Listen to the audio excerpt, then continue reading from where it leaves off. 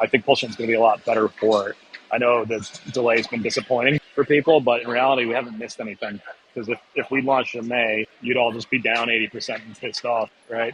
So now that's given us all the chance to go build a lot of useful stuff that we wouldn't have had if we launched back in May. So this really, I think, is going to be exciting.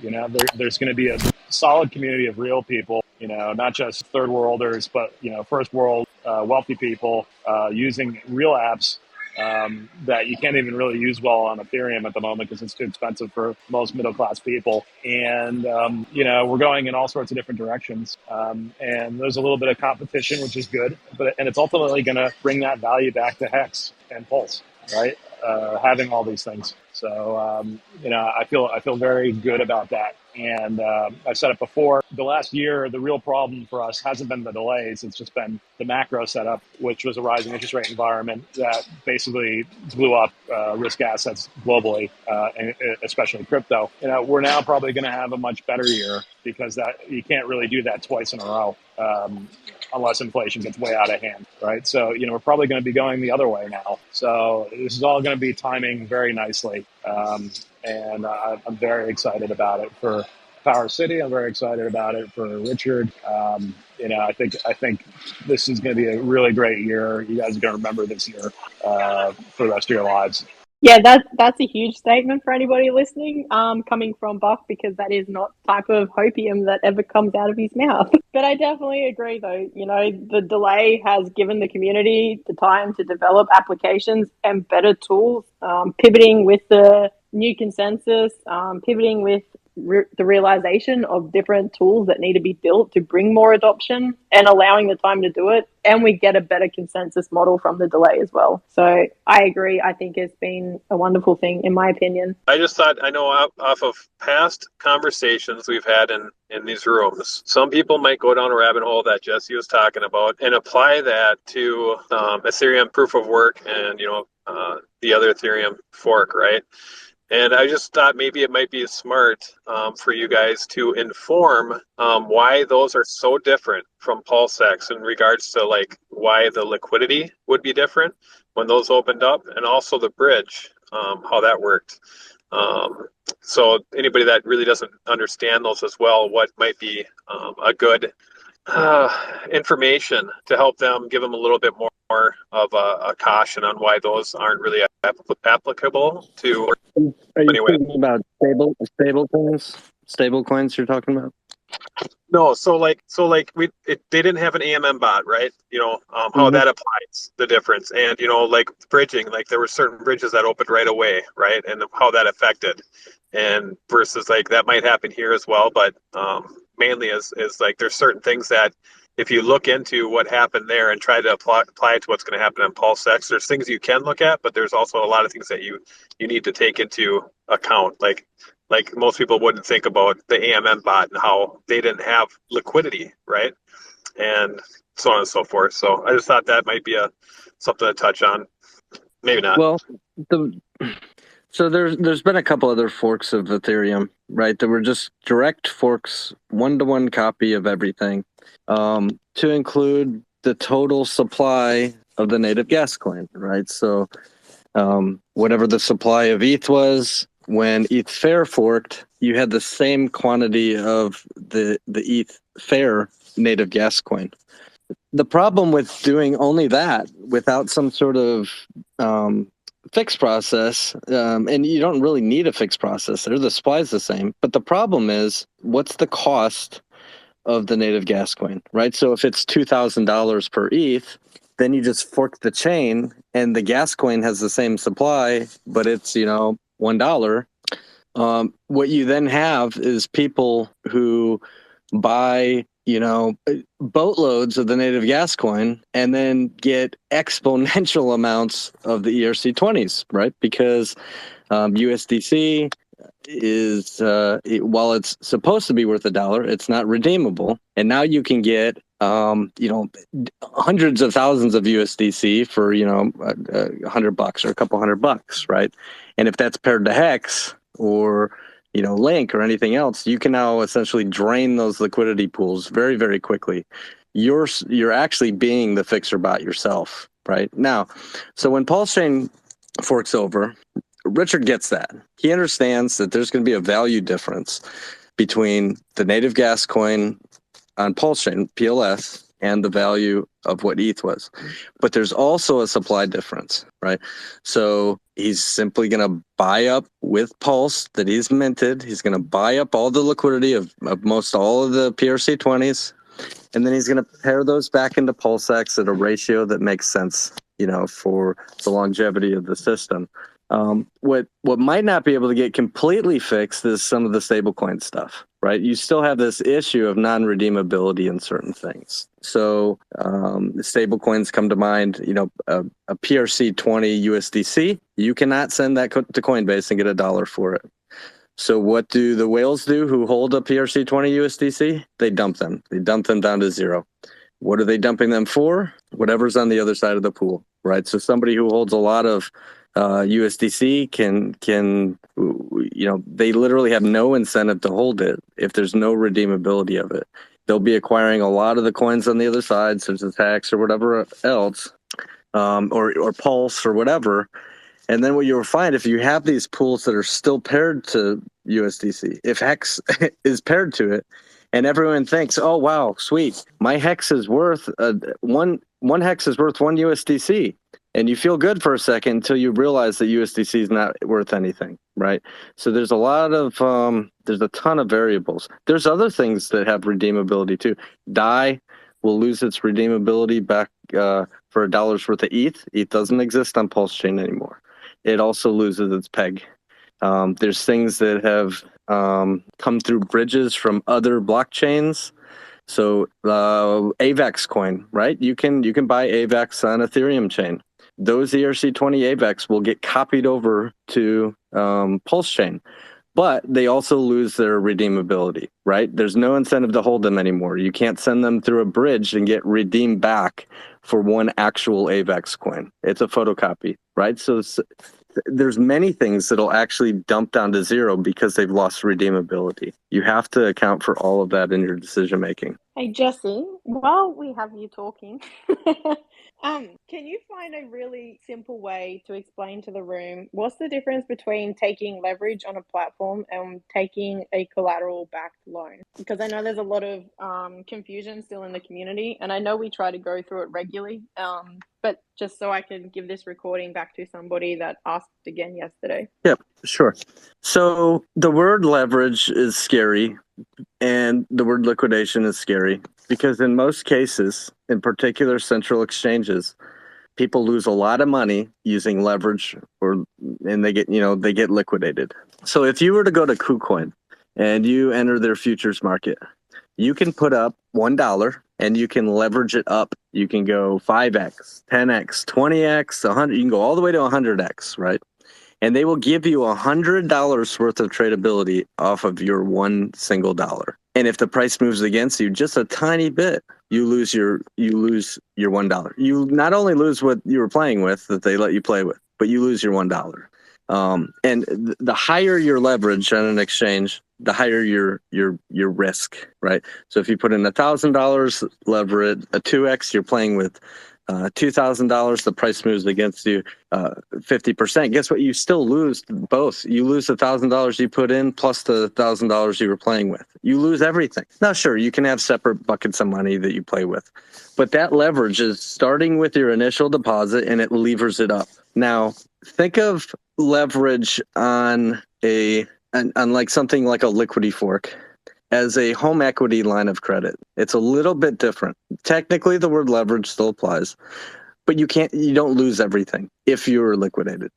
So you put in a amount of value, and you say, let's just say you've got $100,000 worth of Pulsex, and you say, you know what, I'd like to mint some stable coins off of this. All right, you can mint 90,000 stable coins. Guess what? If the price moves against you, you have 90,000. You already extracted that value.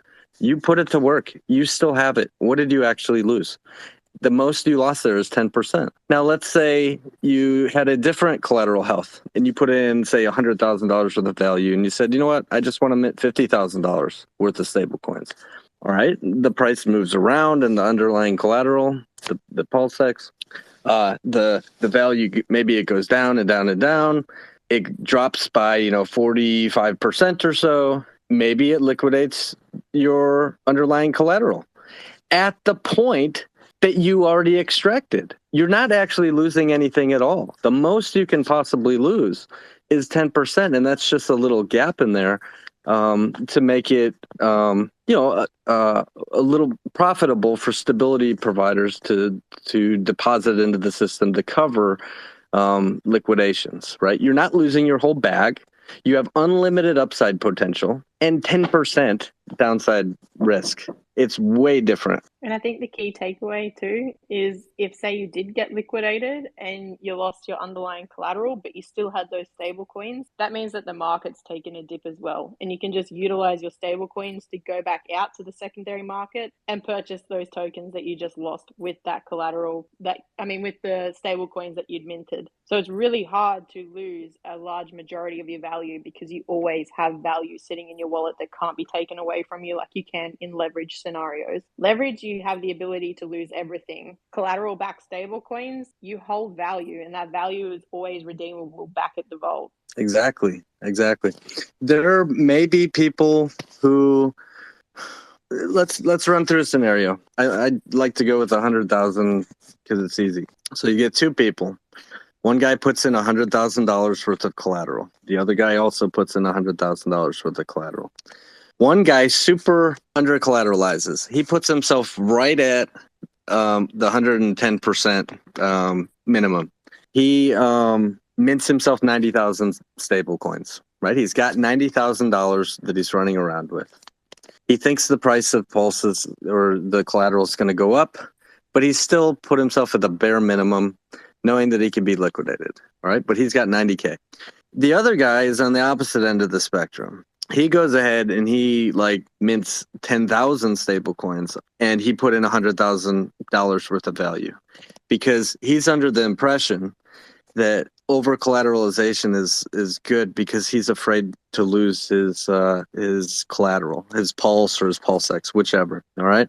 The markets do it. Maybe it goes up a bit, but then it starts to go down and maybe the thing retraces 50%.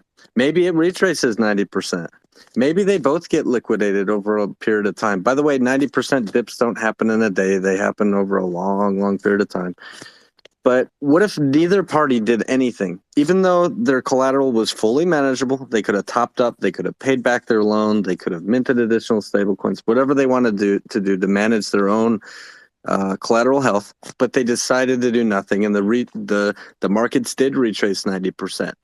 Who won? The guy who took the most risk, because everyone told him that under collateralization was bad, and he said, "Well, I still want to mint 90,000 stable coins." He has $90,000 worth of value because he was liquidated at the top. The other guy, he only has 10K. He started with $100,000 worth of value in his Pulse or his Pulsex, and he only has 10K to show for it because he held through the whole dip, right? So it's a very personal decision.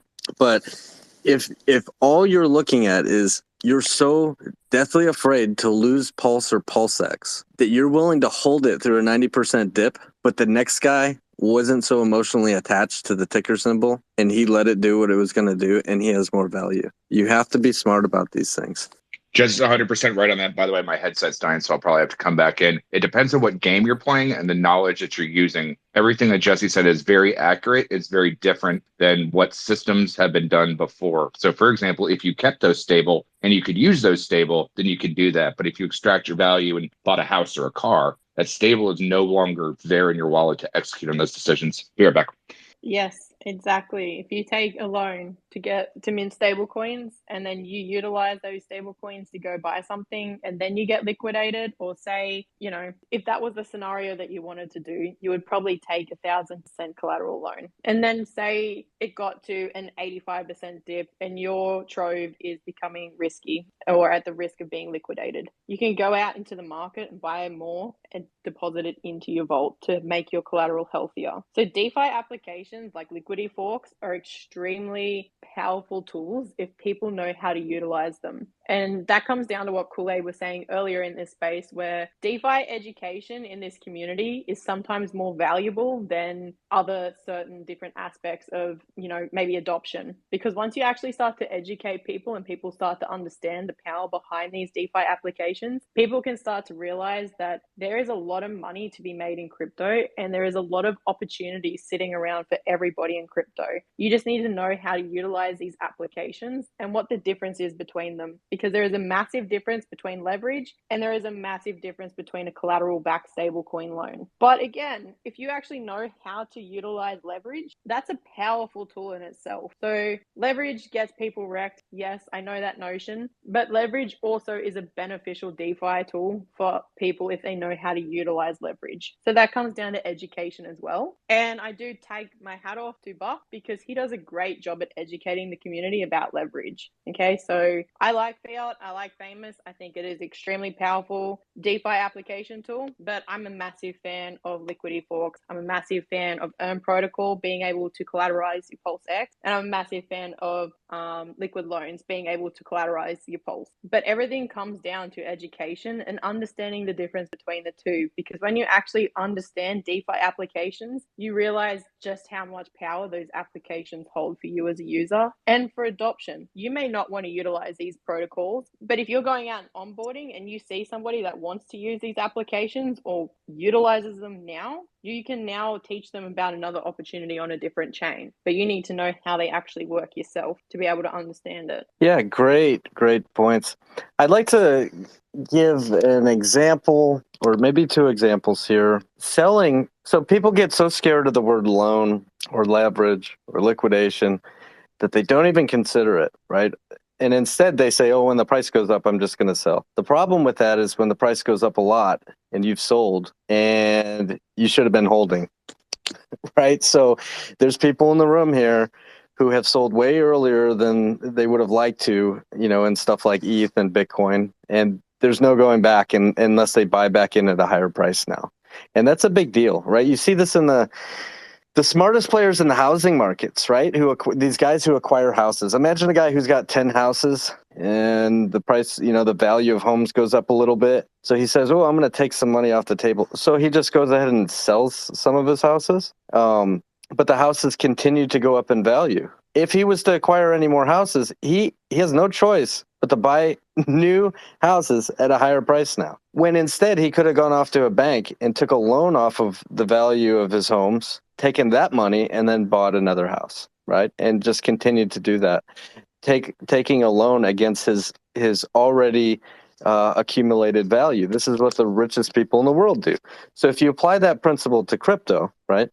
And you take a little example. You got one guy who holds 20K worth of coins, another guy who has 20K worth of coins. And the one guy says he's going to do this narrative that he always hears: if the price ever doubles, he's going to sell half his bag, right? Through 10 doublings, that guy does feel rich. He turned 20K into 220K worth of value. The price went up and down, hit a doubling point, but his coin count was shrinking each time he sold, right? So by the end of a whole bunch of price movement, he's got 220K worth of value, and he feels like he did really, really well, but he doesn't have barely any coins left, right?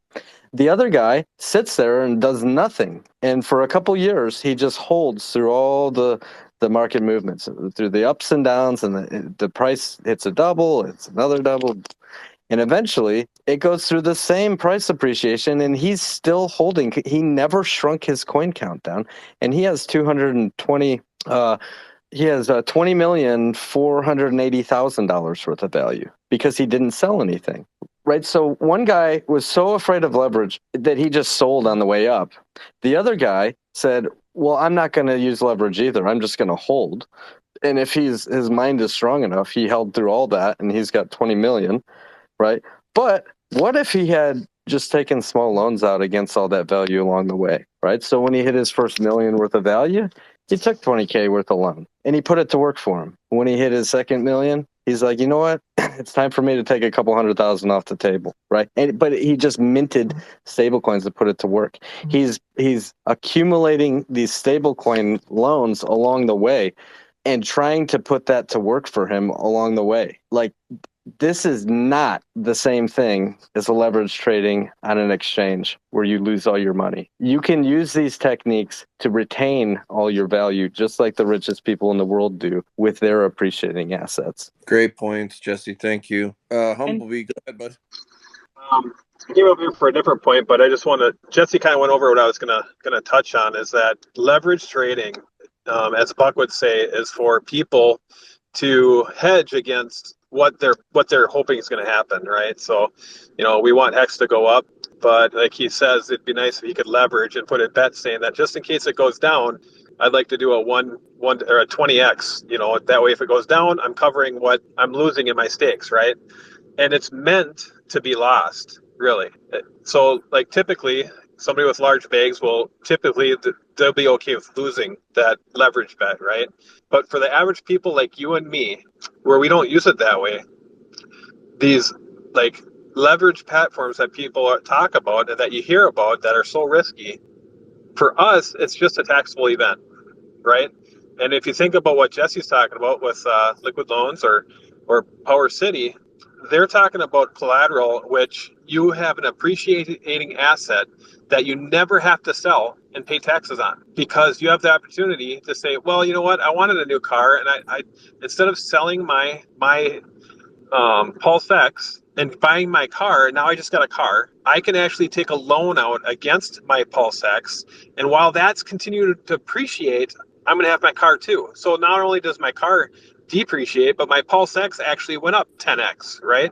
And that's what Jesse was just talking about. And for the average person like you and me, it's about what Katie said. It's financial education and being able to understand that either I can sell my coins for $10,000 right now, or I can take a loan out for $10,000.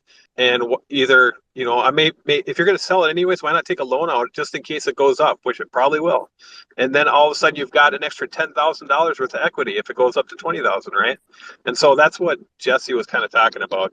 And I thought I just kind of, that was my point outside of what I came up here for. So when the subject changed, I'd like to raise my hand again. You are absolutely correct. And I just want to touch on one thing when you talk about DeFi education again. So when you take leverage on a centralized exchange, they promote it like it's the best thing in the world because they want you to lose your money and they want you to get wrecked. Where somebody like Buck in our community, he teaches you the true inner workings of it. He tells you the risks involved. He tells you the powerful tools that you're utilizing, and he tells you the benefits that it has. He also tells you that if you don't have large bags, this probably isn't a game for you. So DeFi education in our community is massive, and that's why utilizing something in a decentralized manner, like a lending platform, is much more powerful than utilizing something like a lending platform on a centralized exchange, because there's different aspects. Some people want you to get wrecked, and some people want you to understand the tools that you're looking to utilize and how to properly benefit from those tools. And Is go my mic right, guys? Oh, no. Hi, Kool-Aid. Okay. Hi. Switch headsets. So just to give a point, I know Funding Jim was in here earlier. So what Jesse was saying is one strategy that you can deploy, just like chess has multiple pieces to use to be able to buy back in. Let's say you use like something that Gary would do. He would buy a house, take a loan out on that house, and then have that equity back in his pocket. So if you're doing a particular scenario, let's say you're using Coast Exchange, which immediately gets you fiat in, fiat out, back onto Pulse, you could take your loan, be insanely over collateralized, so that way you know the monies that you have that goes back into fiat, buy your property, take a loan on that property, bring the fiat back in, and then from there you're playing safety games because you're getting other assets of worth and value that you're playing with. So it's all kind of what your strategy is to what you're doing as you wedge your way through this game of chess. All great points, Kool-Aid, as usual. Humble, do you want to jump in with your question that you had or your statement? Sure. I was just gonna since we're talking about strategies, and I know there's people that their strategy is to come in with dry powder when a bridge is created. And this is more of a security thing for those that have this strategy. You may be looking at Twitter and you're waiting for a bridge that maybe Power City is going to provide, or Richard's bridge, right? And that's what we're looking forward to. But what you're going to see is somebody that you don't know is going to tweet that a new bridge just opened up, one that you've never heard of before. And like Richard says, history tends to repeat itself, rhyme, right? And so what happened in POW is these bridges started springing up right away. And what was happening is people were bridging over their Ethereum and their products that are worth a lot more money. And as soon as they reached a certain point, the people that created the bridge shut them down, drained the liquidity. So the point I'm bringing out here is if you have a dry powder strategy, do not, and I repeat, do not just all of a sudden use some bridge that pops up, because you will lose your money. Wait and don't get FOMO'd into like rushing your strategy and chancing it. So just be aware of that.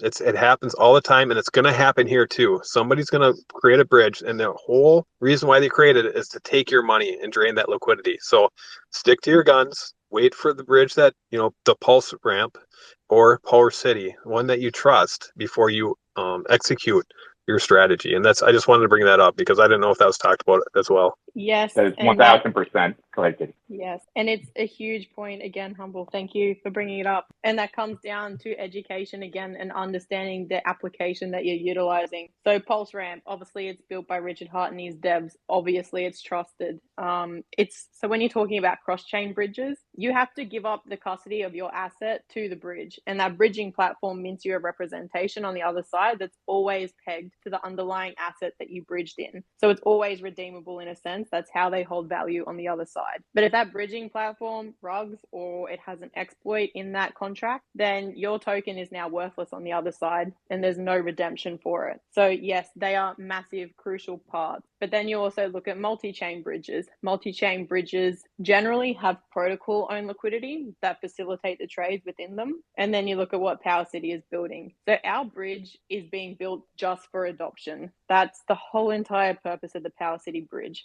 It's so that the community has something to simplify onboarding for other DeFi users. So if you're trying to onboard somebody from Binance or Polygon or AVAX or Moonriver, any of the other chains, it's simplifying the process for them to onboard. So again, it comes down to education and actually understanding the application that is being built. So Power City's bridge, for instance, we aren't actually a bridge. I understand that it's a term that has to be used to explain what action we're doing, but Power City isn't necessarily a bridge. It is a routing application. So if you were a DeFi user sitting on Binance right now in BNB and you wanted to get over to Pulse in Pulsechain, there is a huge stepping stone that you have to undergo to actually be able to get into Pulse that you want. So you have to bridge out of BNB and go to ETH. And then when you're on ETH, you have to, again, look at the liquidity pools in Pulsex. Is the token that you just bridged over able to be traded in Pulsex? Is there liquidity over there? Well, chances are no. So now you have to go to Uniswap or somewhere else and exchange that token for maybe DAI, for instance, and then go to Pulse Ramp and bridge your DAI into Pulsechain and then use that wrap asset in Pulsex to buy Pulse. Now, for anybody in the room that even tries to onboard people into Hex, it is a barrier to entry because crypto hasn't reached the part of adoption that's required. So just buying a token on Uniswap, whether it's Hex or anything else, that's already a massive educational barrier that needs to be taught to a person to be able to onboard them. So Power City's tool is to simplify that onboarding process. So instead of trying to walk people through 2, 3, multiple different bridges and then executing 2, 3, 4 different trades to acquire a token, this platform is just going to route that order for you. So Power City isn't holding any liquidity. We have zero protocol owned liquidity. We have zero incentive for people to put up liquidity into our bridging application to facilitate the trades. We definitely don't mint representations on the other side. We are just utilizing underlying bridges and underlying dexes and routing your order for you. So maybe if anybody in the room ever used Rango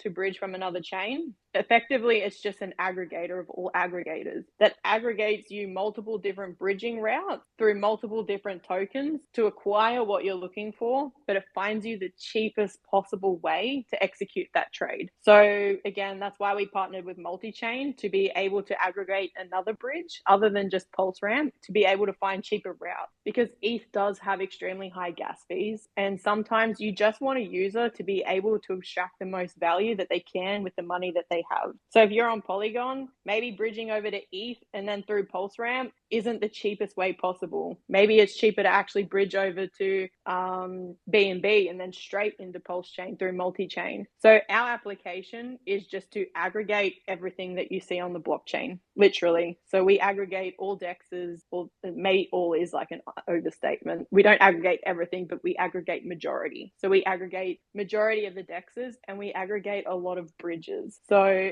DeFi education, again, we aren't a bridge, so to speak. We're a routing application just to find a user the cheapest way possible in. And then that user can actually choose from multiple different propagated routes to take. They can choose what route suits them. So maybe there's a bridge that they don't like. Maybe they don't want to go through multi-chain because they don't trust it. Maybe they just want to go through Pulse Ramp. Well, they can choose that route that they want to take. And again, effectively choosing the cheapest possible way to get into the token that they acquire. So from a user endpoint, they're just moving out of BNB straight into Pulse. They can still see the steps that the bridge is taking for them and routing them through. But for them, it's just one transaction to move from 15,000 plus different tokens straight into the token that they're acquiring. So Humble was correct. Be careful with what you're utilizing, but also understand what you're utilizing, because applications like a routing protocol that Power City is building is literally just to find the most simplest way to onboard people into Pulse Chain. And by doing that, we aggregate Pulsex. So anybody that's utilizing the bridge is just putting value into Pulsex to acquire the tokens that they want. Can I touch on that, Katie? Go for it. All right. So the reason why bridges is the Achilles heel of everything right now is it's because it's the weakest link of the herd. If you look at an animal, or like say a lion, hunts a bunch of gazelles, they're going to take out the one that's stumbling or the least weakest resistance, the stuff that maybe haven't been audited or has the most easy way for a centralized failure in that entire system. And so that is where the point of attack is easiest to find its way to penetrate the system. Now, the other thing that I know Papa Boner is here as well is look at beware of Google ads. So I went to the Burn last year and immediately went to the conference, and I was exhausted. That's 3 weeks of craziness. And I came home, I was grinding away at my job, was busy, and I wasn't paying attention. Clearly, I'm not an idiot when it comes to some of this stuff. But CowSwap changed their goddamn name from cowswap.com to cow.swap.fi. I don't know why they put fi, but they didn't buy the dot fucking exchange. And I was just busy doing stupid shit. And I accidentally clicked the Google top sponsored ad because I thought that was the rerouting from, and I didn't see sponsored ad. And unfortunately, I got taken for $800. Lesson learned. All of us fuck up. But beware of targeted ads at the top of your web search when you're doing things. That is the easiest way, just like a bridge, to get swindled, that people will attack you nowadays. Be very careful of sponsored ads. Yeah, be very careful. Papa B is an excellent guy in the community for educating people on different risks and why you would want to use hardware wallets, and don't ever type your seed phrase into a website or into a software wallet. So don't know if you'll come up and talk, Papa B, but a big shout out to you for trying to keep people secure. I want to go back to something Katie mentioned about how many bridges will do like this wrapping process kind of. Some bridges will hold on to the original asset from one chain and pool it, and then it'll mint you a representation on the other side. Now, there's a risk in that, and while that's simple, there's a huge risk in that. Who has access to that pool with the original asset? What happens if those coins disappear, get hacked, get stolen, get transferred? You actually lose the redeemability. So just like with stablecoins, how the only thing that keeps a stable coin at $1 is because it's supposed to be redeemable back somewhere. USDC should be redeemable back to Circle. Maybe that gets called into question if Circle's, going through legal problems or if they go bankrupt, right? And you lose redeemability. In a bridge that simply takes the original token from one chain, puts it in a pool, and then makes you a copycat of that on the other chain, saying, yep, all right, now you have this wrapped USDC thing that works on the new chain you were trying to go to. If that pool gets hacked, it screws everybody who has that so-called wrapped, for lack of better words, that wrapped token, because it's no longer redeemable, right? Race to the door. Everyone sells out of it because they know they can't go back the other direction if they wanted to, right? So the benefit of using an aggregator like we're doing is you can actually select the actual token that you want to end up with, right? So if you want it, and it's like the PRC20 that you want to end up with on Pulse Chain, you could start on Ethereum chain with any number of tokens and say, you know what, I'd like to have the PRC20 Pulsex token on Pulse Chain. And it will simply route your order and do a series of swaps. It'll go through a bridge, but you'll end up with an actual native token that's not subject to that same risk because it's wrapped and could lose redeemability if the bridge was hacked. You already got what you were looking for. Does liquidity pools already exist? On Pulse Chain, you'll still have full tradability, and you just eliminated that risk because you aggregated into Pulse Chain. That's a fantastic point, because if you take a wrapped asset and that pool on the other side gets spoiled and nothing else can be redeemable one for one, it's, for lack of a better word, like an STD or a virus or something that corrupts the entire ecosystem of that ecosystem. So very well put. There is one other factor to think about when you think about Power City's bridge, because again, it's not a bridge, it's a routing application. So there was a notion that went around the community just temporarily that maybe our bridge is competing with other people. Well, that notion is incorrect, because our bridge actually supports everything underlying it, because our protocol utilizes underlying protocols. That's what it's for. So sometimes our bridge will use Pulse Ramp. Sometimes our bridge will use multi-chain. Sometimes our bridge will use Uniswap. Sometimes our bridge will use SushiSwap. 90% of the time it's going to use Pulsex, because that's where all the liquidity is. So it's the same as when you go to a DEX aggregator on ETH right now. So like 1inch. You use 1inch to find you the best possible deal. That's what an aggregator is. The aggregator isn't taking or competing with Uniswap. It's benefiting Uniswap by benefiting the user to find them the way to extract the most value for their token or their amount that they're looking to acquire. So that's what our bridge is. It's just an aggregator of all aggregators. It doesn't just aggregate DEXs though, it aggregates bridges. So our bridge is just one big giant Uber of the blockchain, to be quite, simplified again. It's just finding you the easiest, cheapest, most possible solution to route your order into Pulse Chain. And it's a one interaction thing. So you are, as a user, are only interacting with our bridge one time and then you're off on your way. It's not a interact with our bridge and you're susceptible to it permanently. Once your transaction is executed, you're gone. You don't have any ties to the application again. So when you actually interact with this routing application, you can choose what token you want that application to actually access out of your wallet and how much of that token. It's not an open permission to your whole entire wallet. It isn't an application that holds custody of your asset. It's not an application that leaves users vulnerable, so to speak. It's trying to minimize the most vulnerabilities and by benefiting the user by utilizing underlying protocols. And of course, Pulsex, we wanted to support Pulsex because every trade that's facilitated in Pulsex, again, brings buyback and burn. And that was one of the things that was spoke about earlier in this space. Building applications that add volume to an underlying protocol that you want to see succeed even further by building on top of them and by building more utility for that application. So that's a good explanation, right? So if you're using our bridge aggregator and it's aggregating through some swaps into the coin you want, it has buyback and burn effects for Pulsex. I think that's just the power of this community though, because again, it comes back to how our community works together. We build applications and protocols to benefit our ecosystem. We work together to benefit the ecosystem, but we're also striving for education and adoption at the same time. So I think that's what holds the most value for me, for the community, because it's all thanks to Richard Hart, I have to admit, and everybody needs to admit it also. He built a community of extremely intelligent individuals.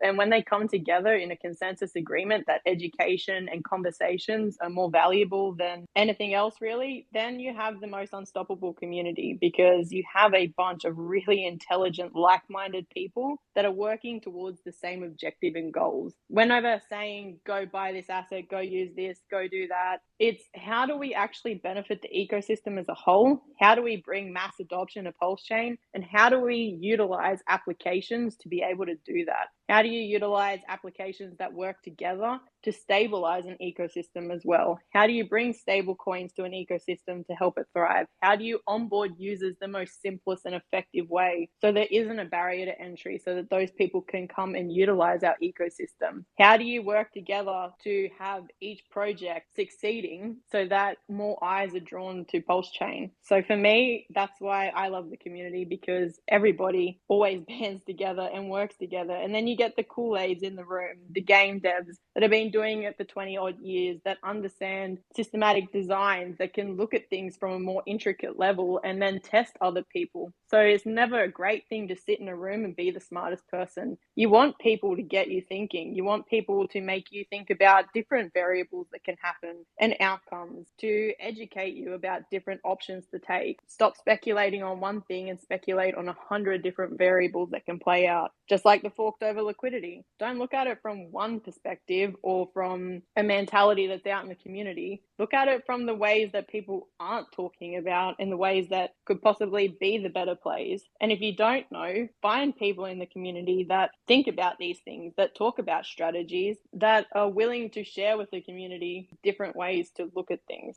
I think you hit it right on the head there, because the community is actually the most important part, rather, of price appreciation. I mean, the mechanics of a T-share are absolutely flawless in how the baseline underlying use cases were. But then you have someone like Alex that came from the community that Richard said, if you want to do something, fucking build it. Now we've got all these other people that are building with the same utility and the same mindset and the same conglomerate use case into perpetuity. And even people in our community have classes where you can learn, and yeah, if you're providing a service, get paid. However, no one in our community is being an influencer that gets paid to be a talking head on YouTube. Vastly different, because we cannot be bribed, because we're all being held accountable from the same means with the same intelligence that we will call someone out if they're being stupid. But the underlying thing is we can't be bought and bribed, but we can charge for services, of course. And because of that, we have a utility of a reservoir of so much knowledge. Like, we don't tell people what to buy. We teach you why. And in fact, for all of my onboard, they're not allowed to listen to me. It's ludicrous. Why would you listen to the person that he's giving you homework to talk to someone else? So that's the most important value proposition that we have, is to work together fully as a team, because competition with like-minded assets, with like-minded ideals, just builds an even thicker, not just liquidity book, but liquidity of knowledge that other people can use as a stepping stone, as a slingshot, as a utility to create a Dyson sphere around the power of not just utility of wealth, but utility of knowledge. I mean, Hex Siren's doing the crypto fitness stuff. So how are we trying to teach people to be the best of themselves? And then how does that go into future generations of children on how the utility of bindedness works? Great point. Thank you, Kool-Aid. Great points as well, Katie. Let's get a couple of these guys that had some questions for a minute. Let's start with Crypto Astronaut. You were here for a minute. Then we'll go to Armor, then Fiat. I'm good. I don't have many questions.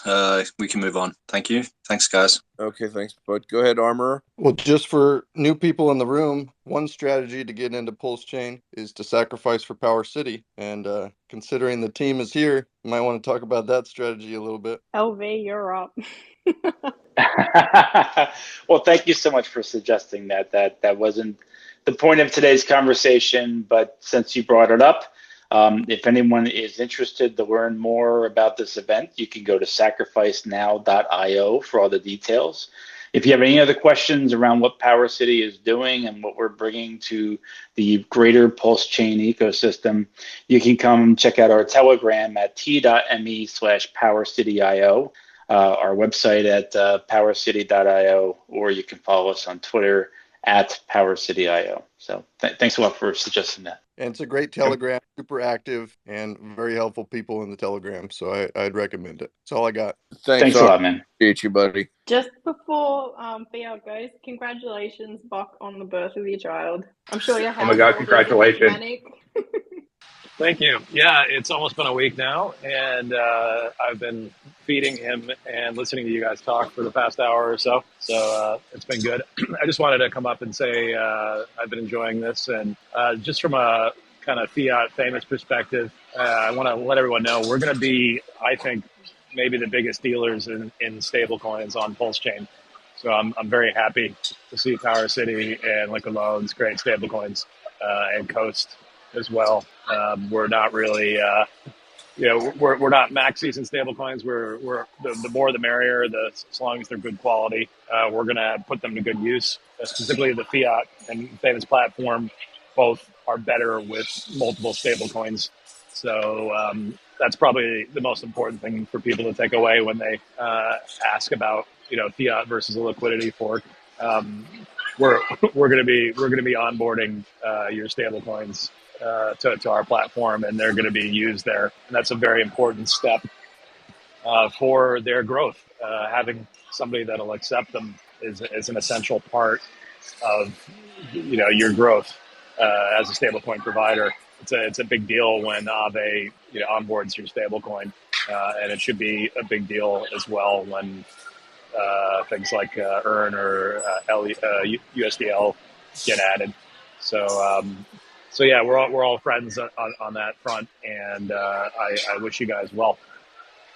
I 100% agree. And that goes back to what we were talking about, where applications in the community help other applications in the community, and together they all prosper, because that's the whole point of it, right? Same as Pulsex. People need to build on top of Pulsex, again, to help it thrive even more. People need to build on top of these protocols that are being built to help it thrive even more. Building custom front ends for the Liquidity fork, Buck putting them on fiat.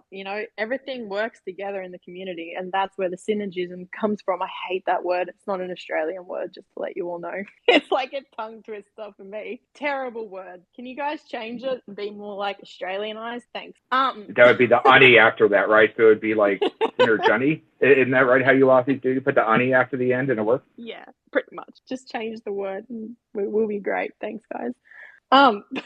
That's how the ecosystem thrives, is everybody working together. And I do have to commend Buck, even though I've done it again, because he does the same thing that our project does, and that's teach DeFi education. Because these tools scare a lot of people, but when people actually understand how these tools work and how powerful they are, then people actually start to understand the benefits of them and how much these tools actually benefit the DeFi space as a whole, as well as our ecosystem. So again, you don't have to utilize any of these tools or applications, but these tools and applications bring adoption. So you as users and investors, yeah, you might not use them, but it's extremely beneficial for you to understand how they work, power behind them, and how people utilize these applications. Because when you're going out and onboarding, sometimes just going, I'll buy this token and it'll go up in price, isn't really what's going to onboard people. But if you go, so maybe Eric Wall, maybe he's sitting there saying he wants to short Hex. Well, why don't you short Hex on Pulsechain? Because that sounds a bit funner. And there's a chance that you can actually onboard that person to come do it. So again, now you have another user utilizing Pulsechain.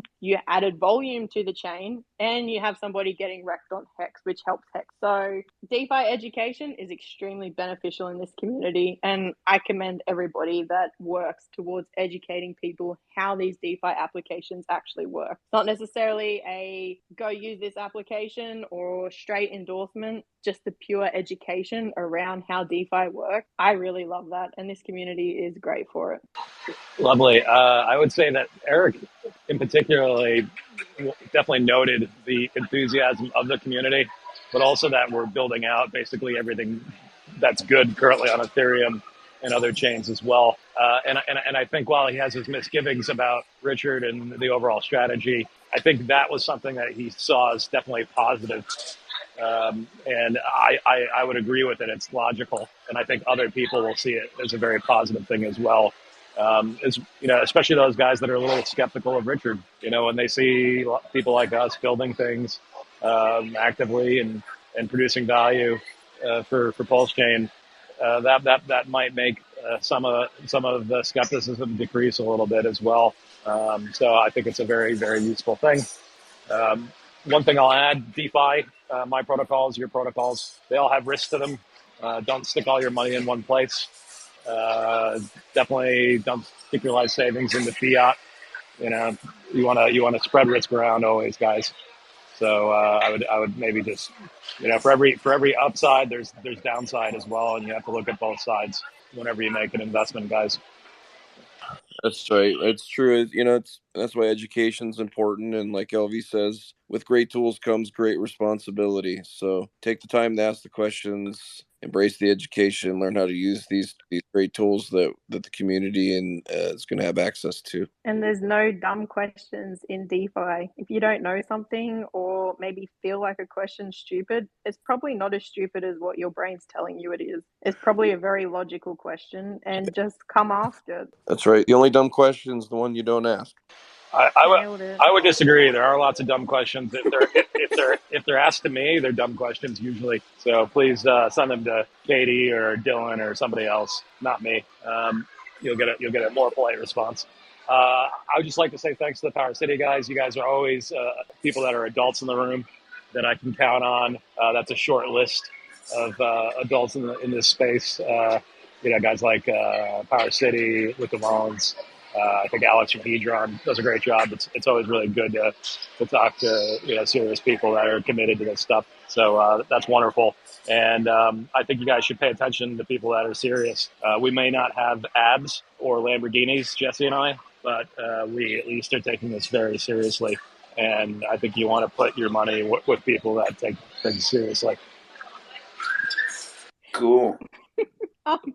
Yeah, but I will go back to what you did say, Buck. And I think our community is so much stronger and powerful than what people actually pay attention to, because Richard Hart is a very controversial topic out in the general crypto space. And for people in the community, we don't have that same sentiment, but it is a sentiment that's out there. And our community building these DeFi applications, again, the same thing with Eric Wall, it reinforces the fact that Pulsechain is bigger than what these people realize. It's not some shit chain that's just going to have a bunch of meme coins and rug pulls on it. There is true DeFi applications, and some of the best DeFi applications taken from each blockchain being forked over to Pulsechain. So we have the Aves, we have the bridges, we have the dexes, we have the aggregators. We will then expand again when we have enough adoption, enough stable coins. Well, stable coins are being benefited by fiat and his platforms. But what happens if you build again on top of Pulsex? What if we were to expand and utilize things like a curve finance to continuously evolve the ecosystem? That's the community, and that's the strength the community has. There's a lot of sentiment around NFTs. Well, NFTs are evolving, and they're evolving fast, and a lot more people are adopting them because maybe they are simpler for general people to understand. So NFT marketplaces, everything that's being built on Pulsechain brings a sentiment and a level of trust in the chain itself and in the community. And through the community, that funnels back to Richard Hart and Pulsechain. So our community can go out into all these other different communities and onboard through our applications and through just general crypto conversations. So Buck, me, Toshi, Bullish, Jesse, everybody around here that can sit here and talk about educational topics in crypto. We can jump into other Twitter spaces and talk just a basic conversation about crypto and DeFi with these other communities and build that level of trust in them through it all, and then onboard them through our applications into the chain that we all want to see succeed. Because just a user coming over just to use fiat, or a user coming over just to take a loan in Earn Protocol, each one of those adds on-chain volume to Pulsechain. So sometimes they might not be buying the token that we want them to buy because you can't tell people what to do, but volume on-chain adds to price fundamentals, because again, the more volume on chain, the higher the GWAI, the more deflationary Pulse is. So it has a return on the price of Pulse again. The same way with Pulsex, the more protocols that actually build on top of Pulsex, add volume to Pulsex, the more Pulsex thrives. So to me, That's nice. Yeah, Katie, the Falkland Islands? Anybody know the Falkland Islands? No. That's a funny name. Yeah, it's a set of islands off the coast of Argentina. The UK and Argentina fought a war over it back in the 80s. The Falkland Islands, surprisingly, isn't a very large economy, and that's because it's in the middle of nowhere, and nobody wants to live there, and nobody really interacts with it that much. And there's nothing really important about it other than it's got some oil claims offshore. But other than that, it's basically a useless island where they pretty much have to pay people to live there. Blockchain's pretty similar. Whereas you have a place like Singapore that sits at the crossroads of, global major economies like China, Japan, Korea, America, Australia, right? And it does lots of commerce, right? And it's very valuable. And it has some of the wealthiest people in the world and the most valuable real estate in the world. So, we want to be more like Singapore and less like the Falkland Islands in this analogy. One of the ways you do that is by having, lots of productivity, but also lots of connections to the rest of crypto. And that's something that maybe we don't understand well enough as a community, because we tend to be very maximalist in our outlook. Right. But we're actually going to be much better off if, we're doing things cross chain as you guys are doing. And I really applaud that. And, we have lots of different people building for Pulse Chain and growing audiences outside of Pulse Chain even. So I just think that's an important thing for people to understand.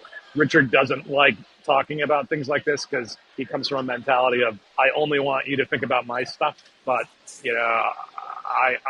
which I get, but I also happen to have a little bit of knowledge about this stuff. And, what's really going to grow this is going to be those sort of connectivity to other economies everywhere. And it's an essential part of what we're doing.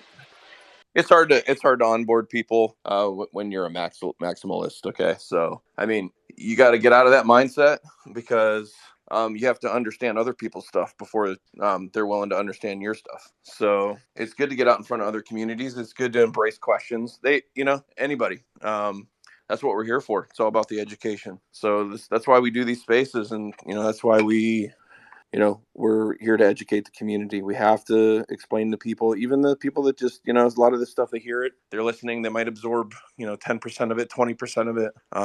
We got to be there for those people too. Well, I think it's okay to be a maxi, but you need to be a smart maxi. So again, if you want Pulse Chain to thrive because you have Pulse bags, you want to see them go up, well, you don't have to like NFTs or NFT marketplaces, and you surely don't necessarily have to endorse them and tell your crowd to go invest in them. But you also need to accept the fact that until NFT marketplaces came around, that massive volume that was seen on Ethereum wasn't there. The NFT space put a lot of volume on Ethereum. It is a massive community. And if you're a maxi to Pulse Chain, you should be a maxi to people utilizing the chain and putting on-chain volume because that pumps your bags. So be an adoption maxi, if anything.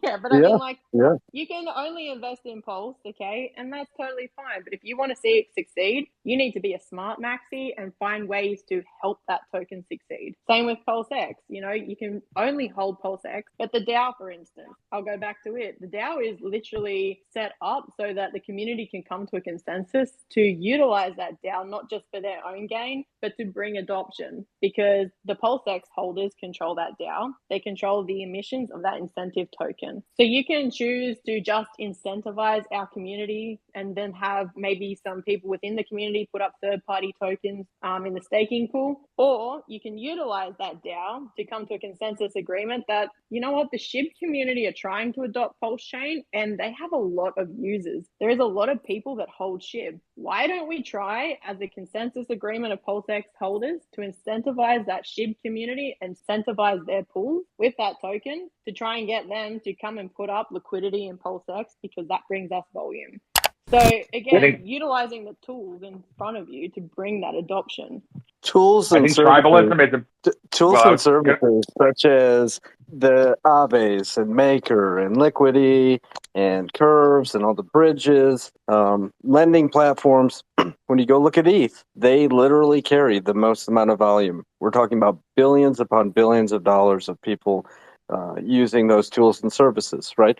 So if you want to harness that into Pulse Chain, and you want to see Pulse Chain be successful with the same amount of potential volume, you have to present those tools onto Pulse Chain, right?